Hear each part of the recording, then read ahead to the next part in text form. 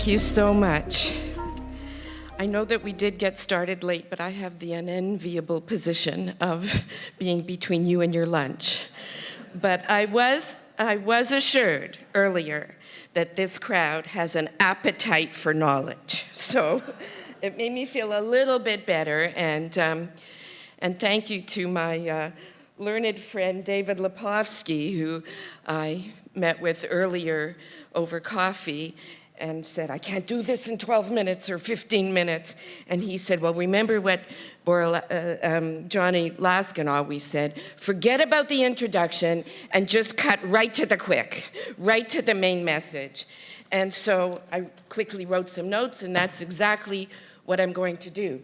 My topic, diversity, equity, and inclusion in a pluralistic society, core Canadian values to counter xenophobia and hate. So cutting right to the chase, can our values counter xenophobia and hate? No. Our values are important.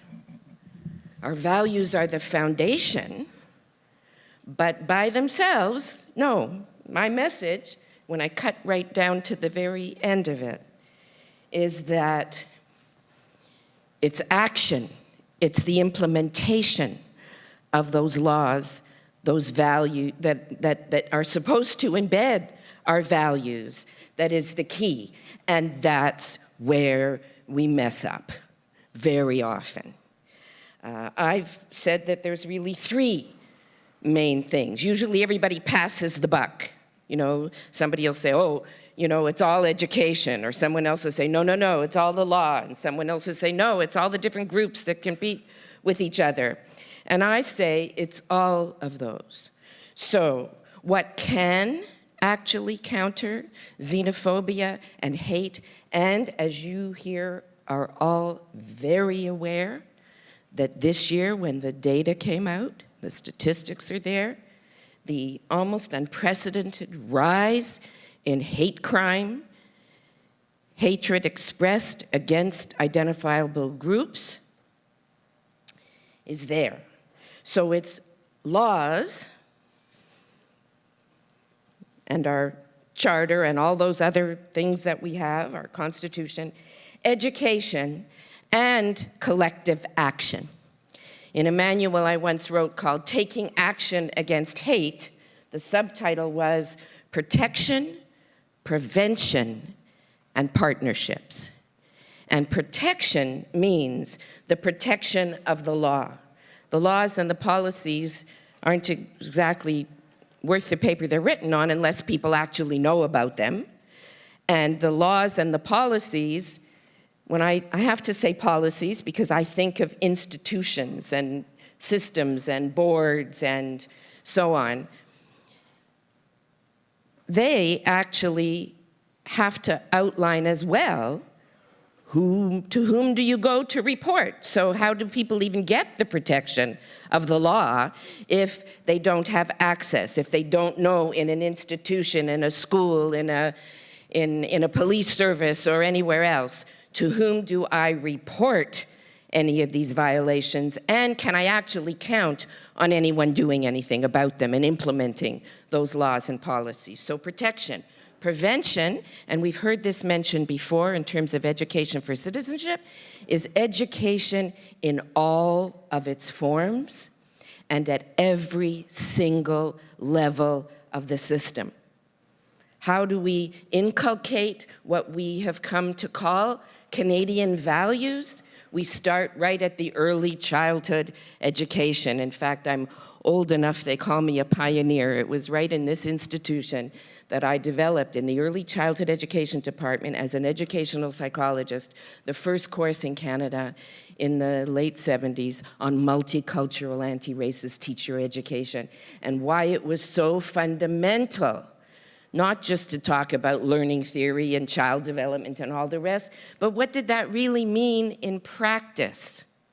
What did that mean for changing what's in the doll center, or for actually understanding what the impact of racism, anti-Semitism, all of the isms and all of the phobias actually does to a child's, to a human being's psyche and their ability to learn and function effectively in society. Education at every level of the system. What kind of education do the teachers have? What about the people who run the schools? How is it that if people really understand learning theory and child development and what motivates children to learn and what do they actually need, then how is it that they can speak out against employment equity? Or say, well, I was here first, and so therefore I should have seniority and I should get first crack. So you don't hit people on the head with that kind of education and set up the resistance to what you're doing, but rather it's inculcated in the theory, in the practice. And so when they tell you what children learn and they say things like, well, they need safety, security, they need role models, and then I can say, aha, but then what is it? So only some children need role models? Because in a diverse society, if the only person who looks like them is the caretaker and not the vice principal or superintendent, does that mean they have the motivation to be, oh, no, I didn't mean that, they say. So then we talk about employment equity. And what does equity actually mean? And how do we put those theories truly into practice? I obviously don't have time to elaborate how that translates even, and dare I say, into judicial education and the education of prosecutors when it comes to dealing with hate and bias crime, and so on.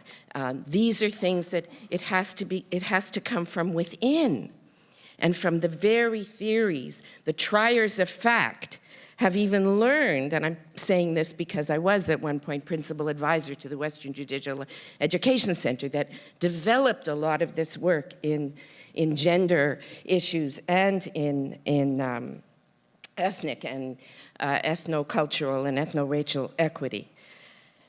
So, give me the 1-minute warning so that I can actually cut right to the conclusion, because the work that I do, and I saved you from the PowerPoint, is really the 30-page paper is from multiculturalism to anti-racism to equity. And the subtitle is The Challenges of Putting Theory and Policy into Practice. I'm so glad I came on this, I was speaking on the second day, because so many of the important themes were already covered yesterday and earlier. The idea of human rights and what they are, it was pointed out yesterday that to add that to our understanding of democracy from the ancient times was added in more recent time individual rights. And it's important for us to acknowledge that human rights in this country is about droit de la personne. It is individual. It's individual human rights, not group rights. And so our work in human rights in trying to achieve our Canadian values is all about the delicate balance between individual and group rights. And you must, if you haven't already seen it, the Ontario Human Rights Commission did some outstanding work on competing rights. Or may God rest his soul, one of my real mentors, Alan Borovoy, when he writes about when rights collide. These are very, very important pieces.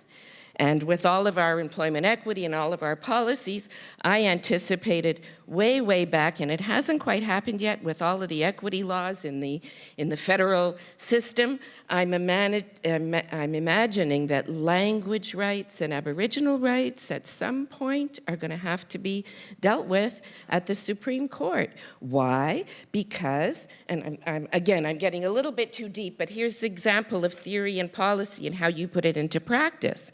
In order to be a manager in the federal civil servant, you, at a certain level, I forget, A, B, C, whatever they call the levels, you have to be able to supervise people in the official language of their choice.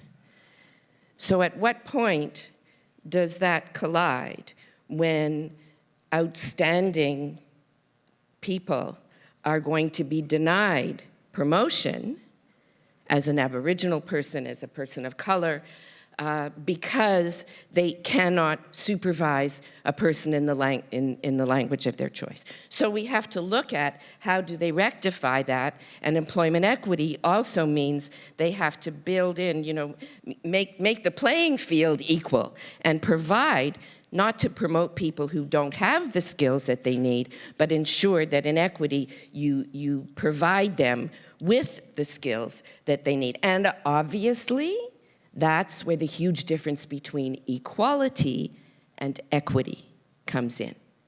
Because equality, people say, well, we have equal, we treat everybody the same. They can all read the ad in the Globe and Mail. We treated everybody the same. No, no, no, no, no.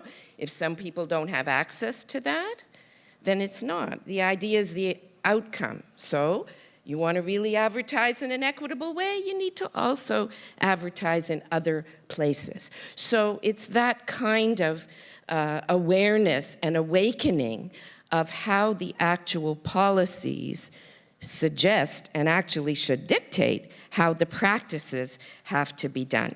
So individual versus group rights, the rise of hate crimes. Now the good news, and some people mentioned some of the data yesterday, but most of the social science research, and well-done social science research, has shown that about 66 to 70-something%, depending on the study, of the population feel that multiculturalism, diversity, inclusion, and so on are fundamental Canadian values and should be supported. About 15%, 15 to 20% are hardcore, I'll have to say, bigots, and don't think that that should happen. So on the one hand, it's good news because there's a large majority. The key group is that 15% in the middle that can go either way. Somebody yesterday cautioned us about, have we reached the tipping point yet? And I remember, again, may God rest her soul, Madam Justice Bertha Wilson telling us it's 1/3 that is the critical mass to make a change. When 1/3 of the Supreme Court were women, there could be some, change in that regard. And as was pointed out earlier, the exploitation of the democratic process in pre-World War II Germany was only 1/3 that led to the appointment of Hitler as the chancellor. And within 3 months, human rights were eliminated. Oh, we don't really think it could happen. So the tipping point, we are very, very close to that tipping point. And I don't think it is 40%, but somebody said yesterday, I forget exactly who, I'm sorry, that it was creeping up there to 40% of the people being against immigration, against refugee issues, and against, and I don't know whether that's real data, I have to check it out, but all the other data have shown us that it's less than that are on the sort of hardcore authoritarian personality side of things who are rejecting what we think and what we've come to know as our values. So it is indeed, as we approach that tipping point, time for very heroic citizenship, but also the development of very heroic leadership. I am actually quite frightened. The data that we heard yesterday really reflects my own experience when we were told that back in our day, it was 40% of our salary that we needed to pay our rent. And now the millennials are finding that it's, what was it? It was 70% of their salary. And that's reflecting in the kind of work and the kind of time that some of our millennials are able to give to the development of the kind of activism that is so important. The young women yesterday were inspirational to me, but I'm worried, and someone also alluded to this, the political football that multiculturalism, inclusion, social justice, and equity happens to be, means that people get elected on, and I'm glad the word propaganda was used yesterday because it doesn't deserve the term hate literature, it's propaganda, and increasingly with the kinds of political culture that has come up from the United States, and the attack ads, and the hate ads, and the lies, the actual lies, much of it proliferated through the place where the voters are getting their information in sound bites, is meaning that in our work, when I say our work, I mean the human rights, social justice, equity, and I'm already getting all kinds of time signals here. It means that because it's a political football, I used to say our work is very slow. It's 10 steps forward and 9 steps back, and 10 steps forward and 9 steps back. And then every now and then, you will have an election, and people will convince people that their jobs are at stake because it's of all those immigrants and those people of color. Oh my God, you're letting all of those immigrants in? How can you be letting the terrorists in? And that kind of not only stereotyping, but prejudice, and it crosses the line into hate. I do have to say this, that we always used to say that anti-Semitism and the attacks against Jews was the canary in the coal mine. And we now know that with the increase again in the impunity, this word was used to, that the white supremacists and the hate mongers on the far right, and dare I say, on the far left, here it is again. The greatest number, the greatest incidence of hate crime in this country and worldwide are against Jews. And when you think of that being the tiniest minority, one of the tiniest minorities worldwide, the stereotypes, the hatred, and so on, and I say this not only as a Jew, but the fear is palpable. And so why is the third piece? It's education, and I say partnerships. The partnerships is the third piece. Protection, prevention, and partnerships. When Jews and Muslims, as we do in the Canadian Association of Jews and Muslims, or Jews and Arabs in the Canadian Arab Leadership Dialogue Group, get together and say, we will not let hate prevail. So the partnerships of the police with those who are the victims, and so on. So that's where we go, and when it comes to freedoms, I'm glad that most people said, with freedom goes responsibility. I am a strong believer in freedom of the press. But when does the press become part of the problem and not the solution? We had to work effectively with the press after the first Zundel trial. Why? Because in the media there was much more written that taught people how to be Holocaust deniers than there was the testimony of the survivors. So, and the next Zundel trial, it was handled better. So, responsibility. Academia. How many professors, under the guise in courses where they're talking about we mustn't silence and marginalize minorities, and believe me, I come from that school of anti-racism, anti-oppression, and turn around and abuse their own power and silence and marginalize some of the professors and even some of the students in their own class. We saw it with Keystra, but we see it today in academia, even in these hallowed halls. So I do have to wrap up now, and I'm going to go right to the end, but I want to, I'm an old teacher, so I bring the I bring the show and tell. I didn't bring the PowerPoint.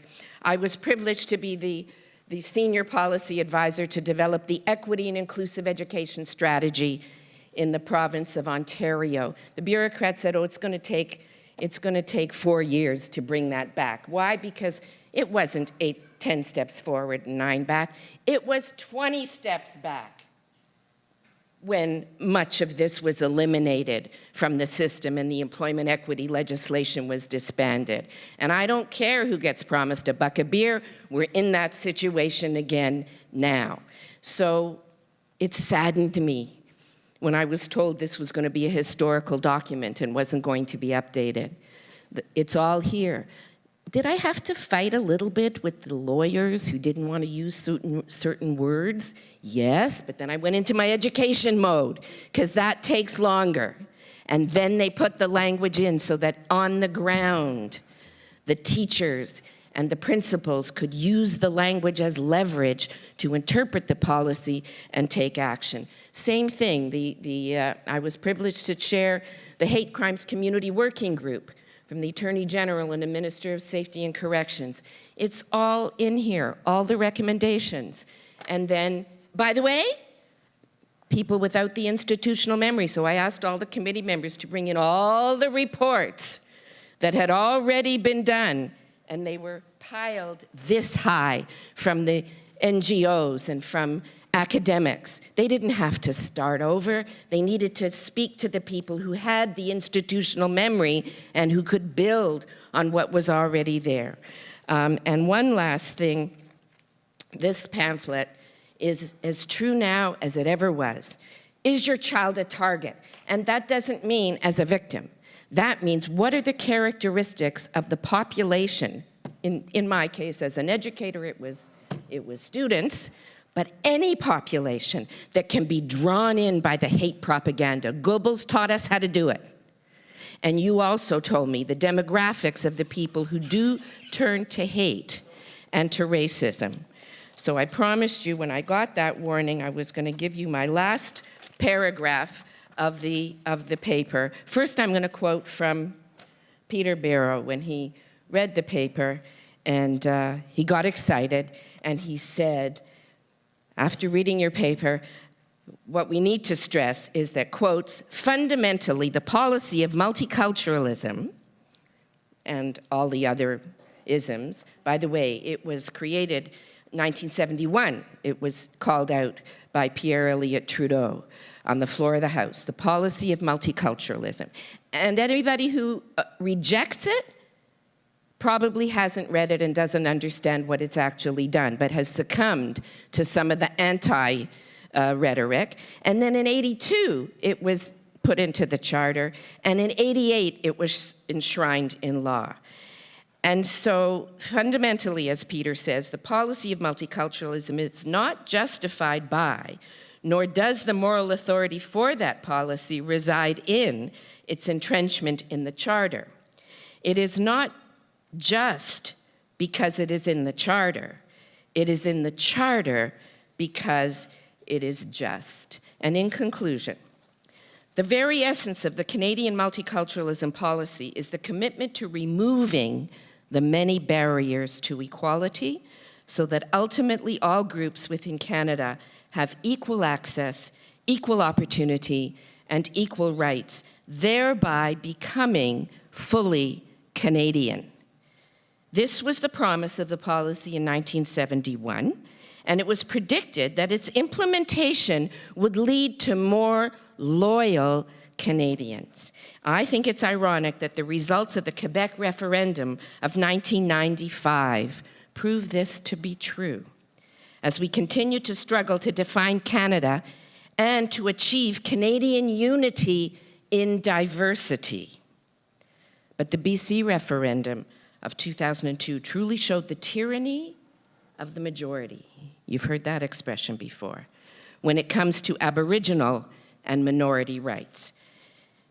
We, a few years ago, commemorated the 40th anniversary of multiculturalism, and we soon approach 50 years. We have indeed come a long way since its inception. Because of our laws and our codes, individual rights are protected. Because of our commitment to multicultural Canada, communities are, wherever possible, working together to fight racism and achieve group rights.